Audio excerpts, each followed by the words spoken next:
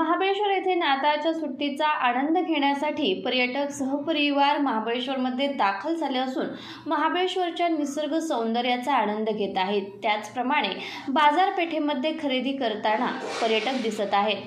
थंडगार वातावरणामध्ये गरमागरम चणे, स्वीट कॉर्न, स्ट्रॉबेरी, विविध प्रकारच्या खाद्यपदार्थांचा आस्वाद घेताना पर्यटक दिसत आहेत। महाबळेश्वर पर्यटकांनी बहरले असून गुलाबी थंडीचा आनंद पर्यटक घेताना दिसत आहेत। वेण्णा लेक येथे नौका विहार करताना त्याचबरोबर विविध पॉइंट्सना भेट देताना पर्यटकांची रेलचेल दिसून येत आहे।